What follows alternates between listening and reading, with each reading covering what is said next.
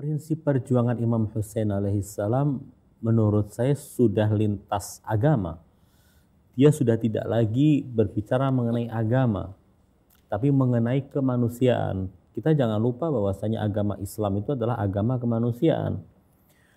Ketika Imam Hussein berbicara mengenai mengenai keadilan, mengenai perlawanan terhadap kezaliman, mengenai islah, mengenai amar ma'ruf, nahi munkar, kita jangan melihatnya hanya dalam lingkup agama Islam yang sebagian orang menyempitkannya dalam bentuk ritual-ritual keseharian atau ritual-ritual individual saja. Terkadang orang melihat Islam itu hanya seperti itu, di luar itu tidak. Padahal Islam itu adalah agama yang punya skop dan lingkup yang luas sekali, meliputi banyak hal dalam dimensi kehidupan manusia, seluruh dimensinya diliputi oleh ajaran Islam. Nah, ketika Imam Hussein alaihissalam menyuarakan hal-hal yang semacam itu melalui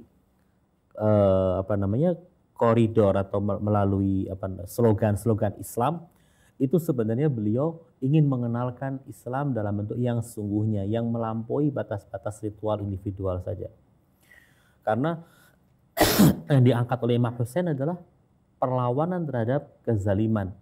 Kita bisa lihat bahwa semangat perjuangan Imam Hussein inilah kemudian menginspirasi banyak orang dengan berbagai macam latar belakang keagamaan dan pemikirannya, yang mereka sebagian juga non-muslim, untuk mengambil spirit dari perjuangan Imam Hussein dalam perjuangan mereka.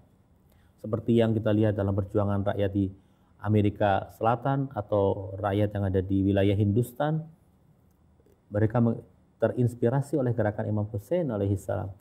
Dari sisi kemanusiaannya, bagaimana sebuah kelompok yang kecil tetapi mengusung segala macam kebaikan, segala macam kesucian, harus berhadapan dengan kelompok yang mengusung segala macam kezaliman dan kebengisan, dan kemudian diperlakukan dengan segala macam keburukan, tapi mereka tetap bersabar, resisten, dan tetap berada pada prinsipnya sampai titik darah penghabisan.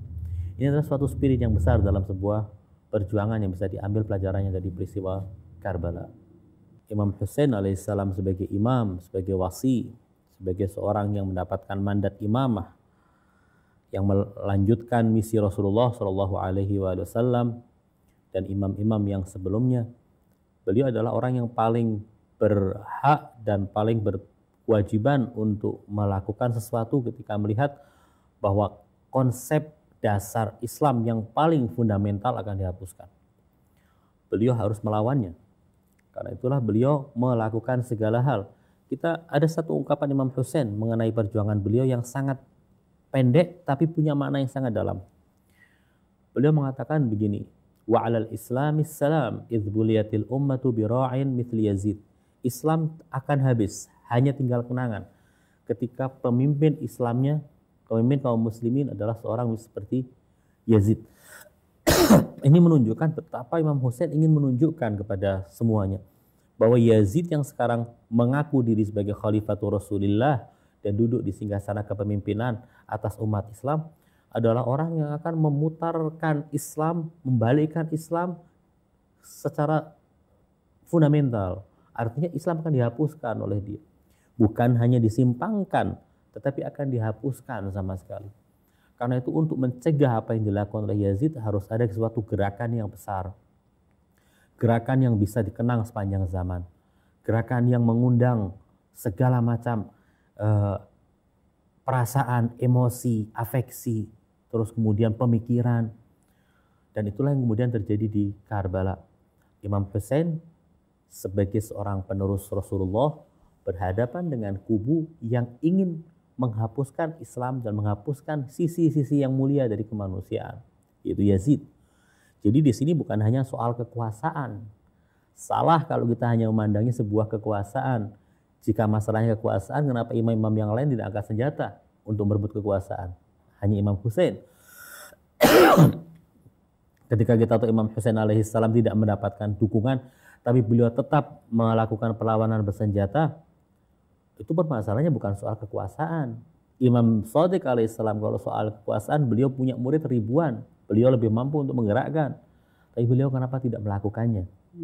Kalau mau dilihat dari jumlah kuantitas pengikut mereka yang siap untuk membela, beda kondisinya. Karena ini bukan, sekali lagi, bukan masalah kekuasaan atas umat. Ini suatu misi yang lebih dari sekedar kekuasaan. Kepemimpinan politik dan pemerintahan itu satu bagian kecil dari dimensi imamah. Jika itu tidak ada, dimensi imamah yang lain tidak terlukai. Hanya itu saja. Rasulullah Shallallahu Alaihi Wasallam ketika beliau jadi nabi, beliau mutlak sebagai imam. Tapi beliau tidak menjadi kepala pemerintahan saat dia berada di kota Mekah. Dan tidak jadi masalah. Ketika kondisinya sudah tercipta, lahannya sudah terbuka, baru kemudian beliau menjadi penguasa dari sisi kepemimpinan politik. Jika tidak masalah, itu satu dimensi saja dari dimensi-dimensi yang dipegang atau diemban oleh seorang imam.